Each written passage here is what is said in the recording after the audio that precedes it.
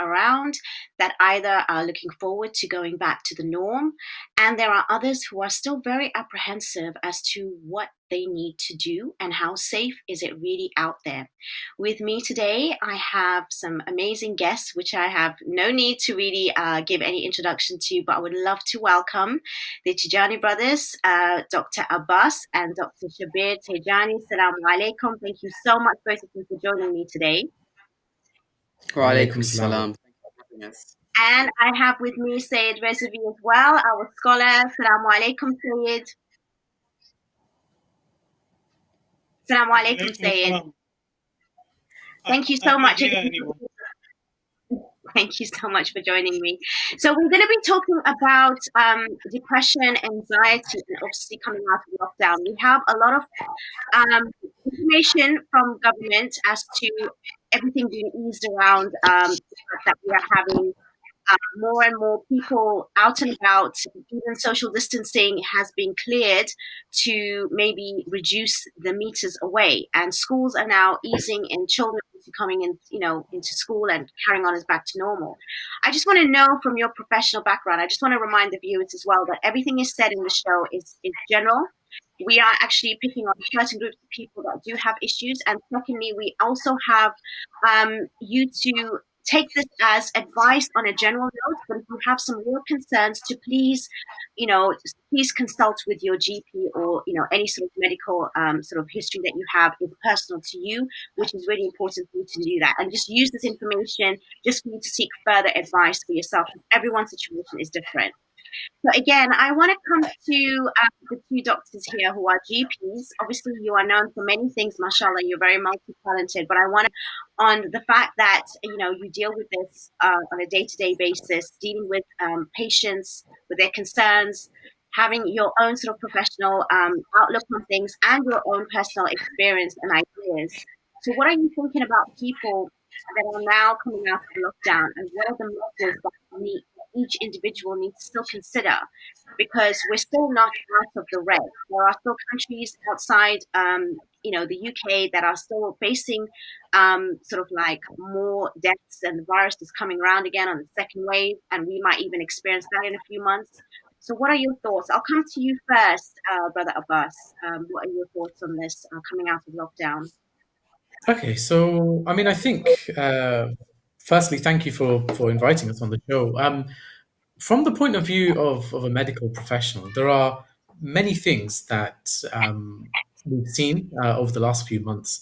One of the things, when you look at any studies, any medical studies that exist, when you look at people that are in a repressed situation, when they're in a situation where they are confined to particular quarters of living, almost like a jail type scenario, but granted, our houses are a lot larger than your average jail cell. People's mental health as a byproduct begins to suffer because of the fact that there is no change, there's no variety, there's no alteration to their living quarters, their living environment. They often have to think almost 100 times before they venture out their house, even if it's something as simple as going to the shops, or whether it's something as simple as going to a pharmacy or going to see their own doctor. And the psychological impact of this, the change to people's norms, sometimes for some people is quite overwhelming. I remember maybe being a month into the whole lockdown, and as a GP, I was on call, and I remember getting a phone call from a very worried mother for a 30-year-old. And this 30-year-old was sitting on the edge of her window upstairs in her house, ready to jump out the window because she couldn't take it anymore. She couldn't take the lockdown anymore. And she just wanted to jump out and end her life. So the struggling, the apprehension of whether if we go outside, are we going to contract something? But if we stay inside, is our mental health going to get worse? So these are very, very real challenges. And I'm hoping that as lockdown eases, and hopefully if things become safe for us to venture outside the homes, I'm hoping that it will have a positive impact on people's mental health. But I do urge the viewers just to exercise caution as well, in that though lockdown is easing, it doesn't mean that the threat of coronavirus has completely gone away. And as you mentioned, there is a second wave going around. And actually, the second wave was documented as far back as early February time in Wuhan. Thank you so much for that introduction. And coming to you now, Brother Shabir, with regards to actually taking the precautions, especially now that we are easing into lockdown, is it any different to when we were in lockdown, or is it the same? Even if the government advises us to keep it that way, what are your thoughts personally? The first question you have to ask yourself is why we went into lockdown in the first place. What is the purpose of the lockdown? Now, the lockdown back then compared to now, nothing's changed. We haven't had a vaccine. There's been no change in anything. The whole point of lockdown was to flatten the curve so that the rate and the sort of the peak of the cases was flattened out, so that we had a bit more time to play with, in order for us for two very good reasons. Number one was for the health system not to be overwhelmed. And the second reason was for us to try and delay the number of cases as much as possible until a vaccine was released. So taking that into account, nothing has changed from the point when we went into lockdown to this point. So people still have to take the same precautions they took when they went into lockdown, or rather before lockdown.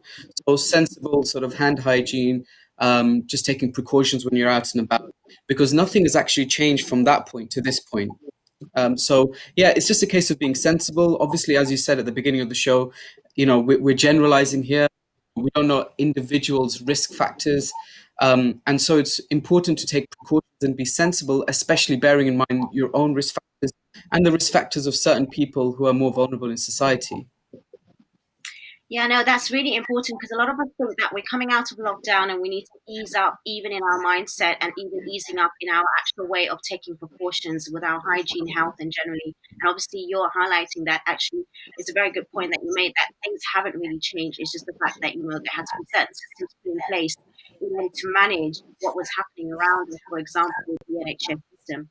Now, going back to depression and anxiety, Sayed, I want to come to you with that, because a lot of us, especially in our culture, there's still a stigma attached to it, where it's negative. And even people coming out to even seek the advice and help, and especially with something like this, there are more and more people that are actually having this kind of feeling where, whether or not they're, practicing, religiously, they still have anxiousness. They still have their minds where they don't feel they have control over it, and the reaction is not necessarily the best way forward. Now, in Islam, what would you advise people that feel depression and anxiety? Because we need to obviously highlight as well, obviously you can give us some background on this, is that having these sort of mental, imbalances does not make you less faithful or less spiritual. So what could you add to that with regards to having depression and anxiety and faith?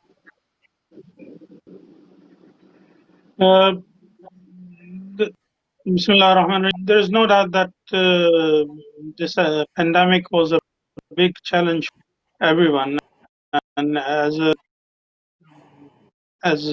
Muslims living in this society, especially in this modern world, we're going through already many psychological problems, and personally deal with so many such issues, especially in the case of family dispute and problems.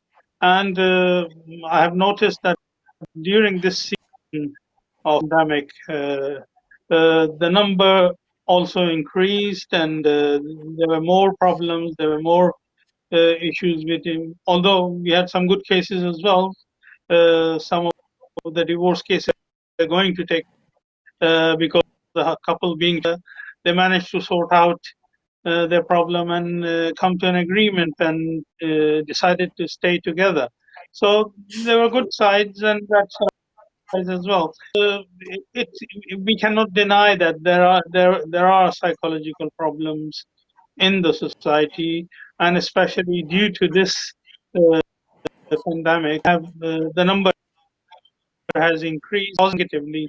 Even if the problem has been solved, I still think that those couple who have to stay together would need psychological advice and some kind of support to continue to stick on the decisions that they have made during this season. Yeah, absolutely. I think it's really important. Obviously, if you're stuck together, you have to either make it or break it. So yeah, that is one way of looking at it. But the thing is, the main point and takeaway from what I gather from the state is that you still need to seek advice, and you still need to go out there and seek these kind of like therapy, sessions or whatever it may be, whether it's through your GP. Brother Abbas, I want to come to you generally. I mean, when it comes to depression, even when I was quite mortified talking to another GP a few months ago when I had him on my show, and he was actually highlighting the list of things that you would go through with your patient in order for them to be diagnosed with depression. And I think that almost everyone that I know have got some sort of symptom or some sort of experience of it. But the fact that we live with these things daily and we don't seek that sort of like extra medication or extra advice, talking therapy, whatever it may be, um, to be honest, it's quite alarming because the longer you leave it, it becomes more detrimental, and the effects of actually coming back to normality is a lot harder. So, I mean, even with that list, feeling in a particular way for 2 weeks is too long. So for me, I was like really alarmed because when I get my clients coming to me for various sort of like help through their challenges, a lot of it is depression, anxiety. I even wrote a program trying to help individuals with anxiety and depression as well. So it's a big thing that is out there, and a lot of them don't recognize the issues. So what would you advise? And do you think that whether or not our society, our culture, or even governments, wherever it may be, is even increasing the awareness that we can actually take these steps, because it does affect not just our relationships, it affects us personally, it affects our decision making, it affects our family, and people around us generally. Absolutely. I think you've touched upon a very important point there. So, I guess if we start from the very basics, from the foundation, which is our society and our culture, if we allow mental health to become a stigma and we treat it in such a way that people do not want to stay within the community to seek help and support, there is a very real risk that people will become so bad that they may end up taking decisions that are quite rash, and they may start getting circulating dark thoughts if they don't have anyone to talk to. I'm being very honest here, and I don't mean to offend anyone at home, but I think it's very important that this big elephant is addressed, and that is things like smoking, alcohol, and drugs. These are things that are not only outside of the Muslim sphere. 1 in 5 Muslims that I see that suffer with mental health drink alcohol, and some of them even go as far as taking recreational drugs in a way, in a bid to try to stop themselves from suffering with anxiety and depression. Now, clearly, alcohol and drugs are haram. But one of the things that we are doing as a society, if we create a taboo around it, is we're making people find ways of dealing with it that aren't within the religious norms that we would normally expect of people. And I think it's very important to start with that foundation. There's lots and lots I can say, but I'm also mindful that my brother's here. No, you I'll probably have say, time. Don't worry. exactly. You I have mean, time. from my point of view, I would start with the foundations. So we need to get the foundations right. We need to get that social support, that social network. We need to overcome the cultural barriers that are within our religion. We're living in an increasingly diverse society where we have not only our Indo-Pak culture, we have people that are reverts from sort of the Caucasian and Black background. We've got Arabs, we've got Iranians, we've got people of all sorts of backgrounds, all coming to the same mosque, all congregating in the same society. So we need to be a lot more inclusive. We need to be able to provide that level of support to stop people from turning to things that otherwise they wouldn't do. Yeah, no, I mean, you all have opened up so much information for me right now, and I know I'm switching with different topics in different ways, but I think that this topic is open for so much more discussion. But I'm going to tap into something else, Brother Shabir, with regards to schools now opening. A lot of people are apprehensive, children themselves, teachers, as well as parents.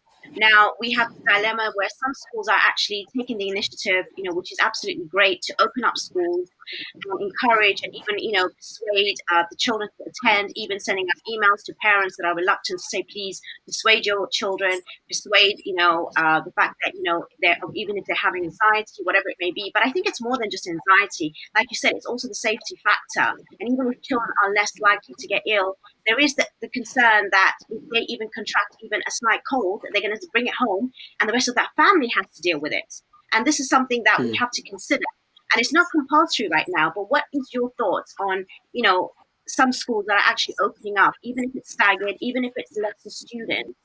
What are your thoughts on certain individuals who are not happy for their children to go back to school? And what do you think of that? Because, they've been in isolation, and how healthy is that for the actual child maintaining that way? Obviously, it depends on the household. But if it's overall health first, which is what my main issue is, and a lot of parents' issue is, and also there's a filter, like I said before, with regards to the child bringing some sort of virus home. What is your thoughts on that? Yeah, very good question. I mean, firstly, you have to strip this back and wonder why the schools have been opened up when they have been opened up. There is a large economic reasoning behind this, because don't forget, children who are at home, they have to be looked after, the parents have to stay off work, and as a result, there is less productivity within the economy, and therefore the GDP shrinks and decreases. And therefore, I think there is a slight, well, not a slight, but quite a significant economic reason behind this. But on top of that, I mean, I completely understand where the parents are coming from. If you think about it, children, um, they don't understand. A lot of them don't understand what the meaning of social distancing is. A lot of children, don't forget, as human beings, we are social animals. We are designed to interact with each other. We're designed to, go out and meet people. And we have levels of inhibitions as adults. Children don't have those levels of inhibitions. When they meet their friends in school, when they meet people that they know, they will not maintain social distancing. They will not sort of be hyper vigilant of the chances of contracting this virus. So, far be it from me to make decisions on behalf of parents, but they have to take all of these factors into considerations before deciding what they do decide with. And, I'm sure schools are all very understanding as well. And I'm sure the teachers who are going to school also have these same levels of stress and worries regarding COVID-19 that you as parents have. So have a chat with your schools, find out what their policies are, what their protocols are, and see what's the best decision for you as a family. Because don't forget, not all families are the same. Some families have very elderly people living at home. Some parents have got very, very high levels of risk with other underlying health problems. So have a chat with school, find out what your individualized school's policies are, but also match them to your individual circumstances at home. I Can think I that's just add really one valuable point? advice. Yeah, absolutely. Go ahead. So just on that point, I don't know whether anyone on the show or anyone watching has noticed this, but particularly from my point of view, I've got a 4-year-old daughter, and on days where I'm busy at work and I don't get a chance to take her out for a bit of exercise, I find that she's a completely different child to on days when I do take her out, even if it's 30 minutes of exercise. And I think that there are very real risks in terms of when children are in an environment where they go to school, but that needs to be weighed up and balanced with the fact that they're children, and children's innate natural response and their what they desire is they desire to be outside, they desire that social interaction. And in terms of the children's mental health, that's something that's often overlooked, but actually it does have a significant impact on children's mental health when they're withdrawn from a very social environment like school and are kept isolated at home. So it's important to weigh that up as well.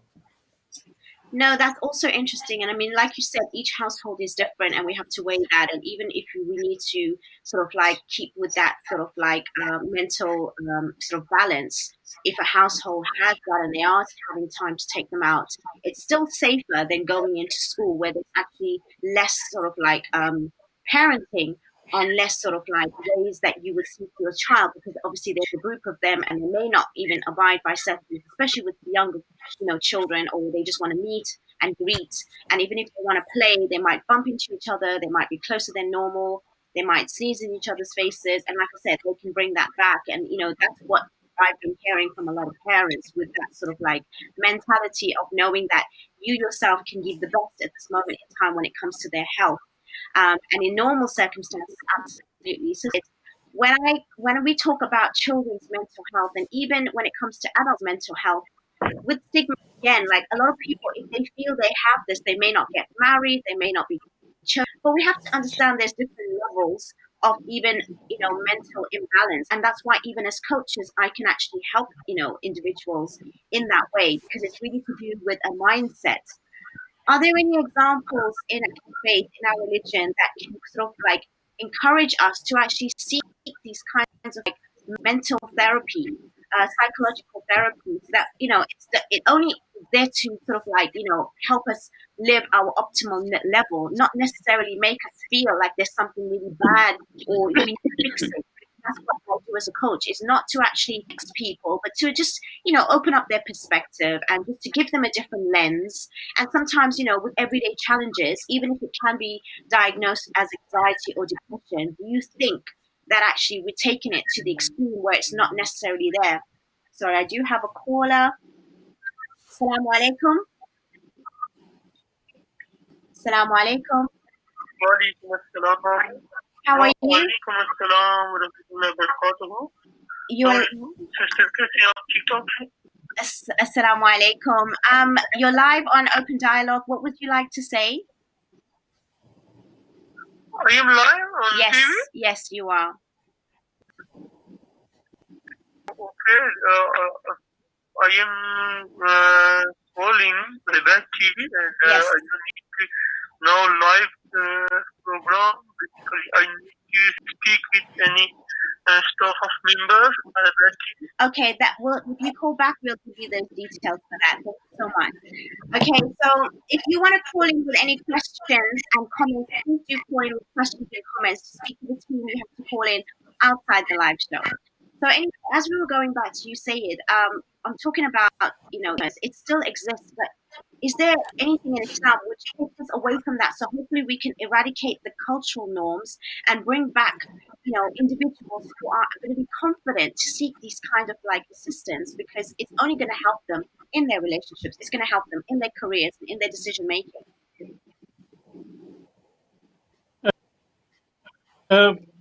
When I deal with the cases, I refer my clients to seek psychological help. They feel offended in the end. One of the biggest problem in our society is that if we had introduced technology in the way that it existed in the society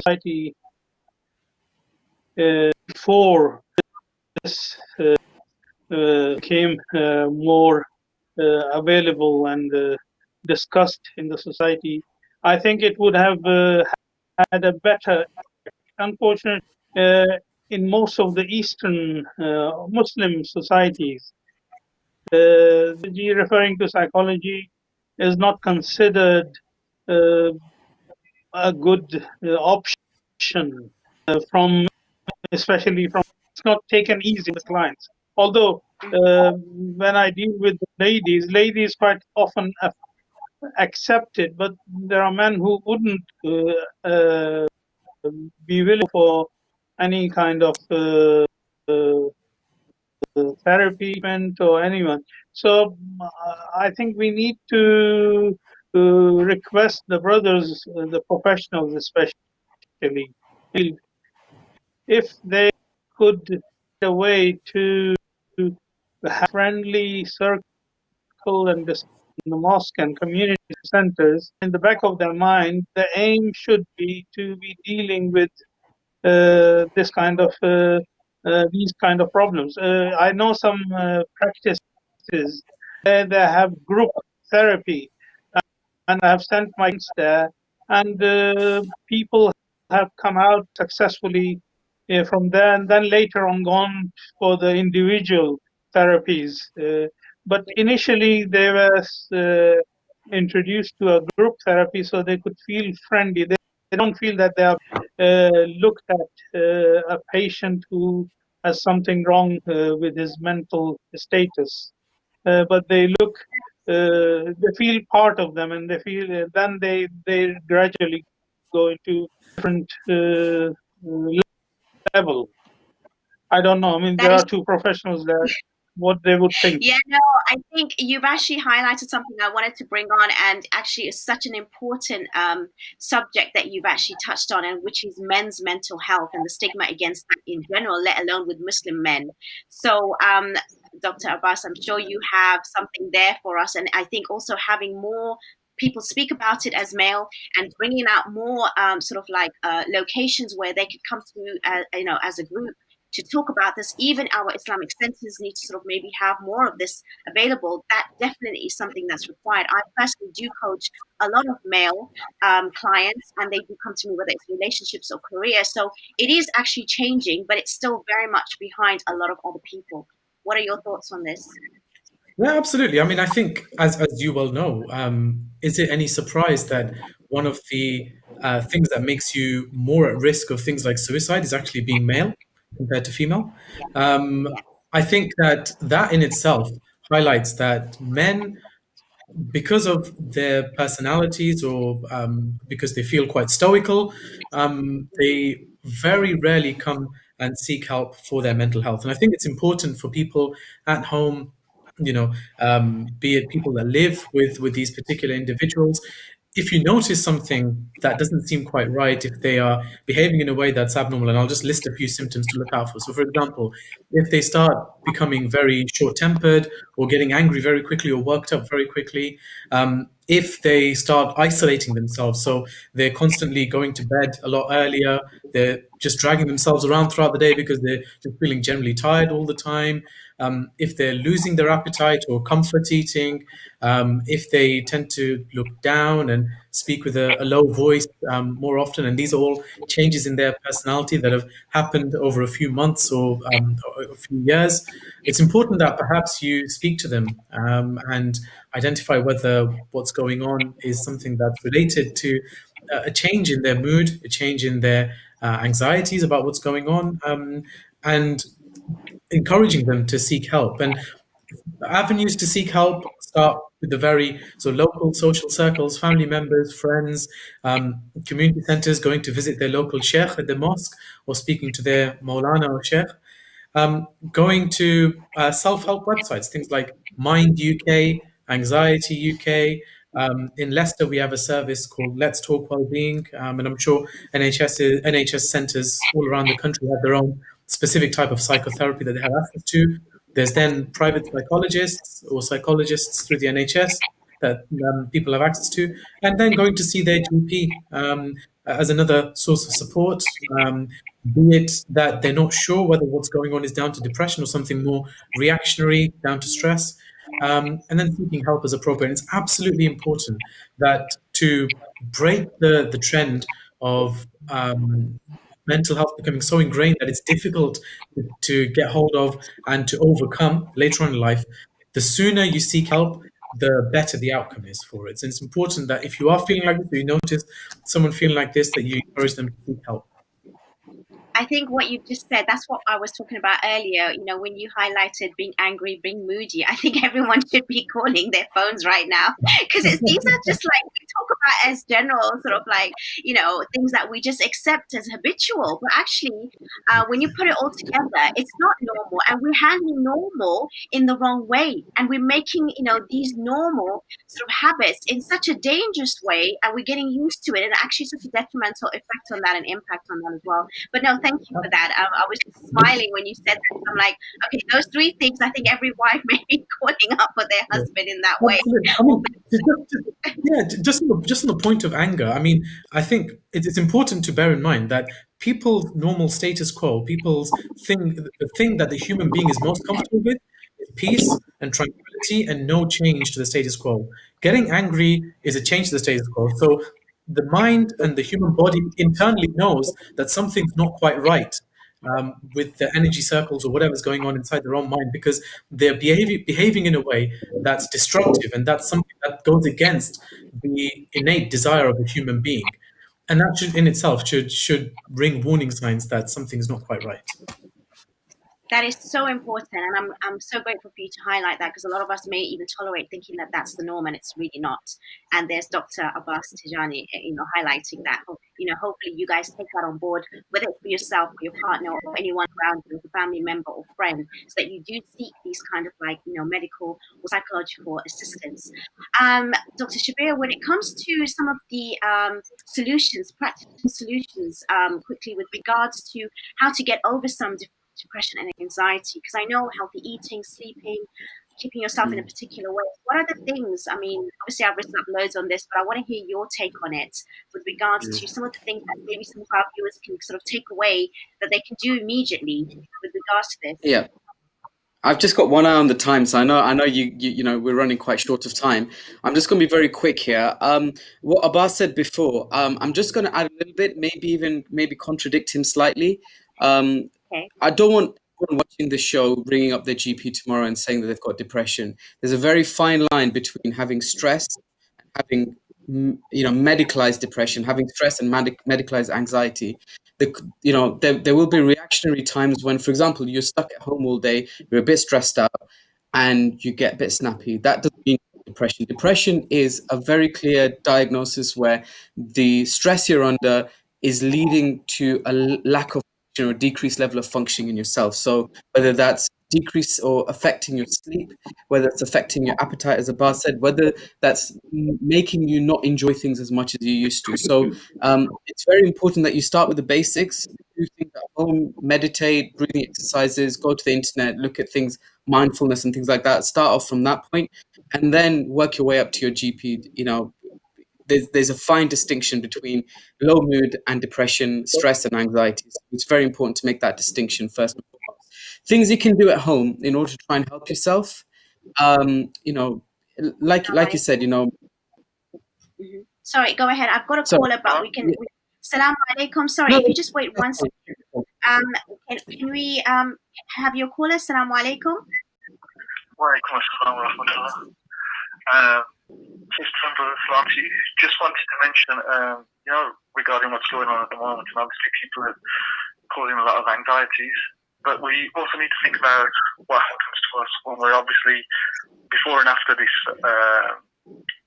coronavirus situation that we're in. Basically, a lot of this has been caused because of the inequalities and injustices, around us in our society. And this is an issue which I don't think has ever been addressed. This issue regarding, when we go to work and we find out we could be around a lot of people, but if we find we're being treated differently and not the same as anyone around us, that in itself is going to cause anxiety. Because it makes that person feel, psychologically, what being accepted, what have I done that is so different, and why are my views being rejected? That is a really important part in our society where the need to actually evolve, and we need to be more nuanced about what is actually causing a lot of these anxieties, and especially as nowadays we're looking for our voices to be heard, and all of us together we all need to speak up for each other's justice. Thank you so much for that. I appreciate your call and very, very important points out there. Thank you so much. Assalamu alaikum. Yeah, that's important. Obviously, we have our opinions, we have our ways. And sorry to cut you off there, Dr. Shabir, with the call. It's like normally the studio will give me time, but I don't have time when I'm dealing with it at home because it's directed to me. But yeah, quickly, as we were talking about some of the practical, steps that we can take in order for our viewers to sort of maybe overcome this slightly. Yeah. Okay. So first thing you got to ask yourself is what actually causes low mood, what actually causes stress, what actually causes, those to develop into anxieties. And as Abbas mentioned quite eloquently, things like losing your temper, what sort of things cause you to lose temper? Simple things like that, being hungry, being sleepy, being overworked, that all those little things, having a messy house, that kind of thing, all those kind of things do add to the jigsaw puzzle and then cause a bigger picture. So if you do the basic things right, make sure you're drinking plenty of water, make sure you're eating at the right times, eating the right foods, taking good rest, not being overworked in the house and also at work, and also just making sure that things in the house, I wouldn't use the word regimented, but you're disciplined within your own house as well, keeping things nice and tidy, keeping things clean. And a lot of these things we learn from the Ahlebait directly because, of course, they're the ones that taught us the art of cleanliness, the art of, how to live in your own house. So basic things like that will help you to get on top of the stress that comes with it. No, thank you so much. I really could talk for another, 40 minutes, but unfortunately we have come to the end of the show.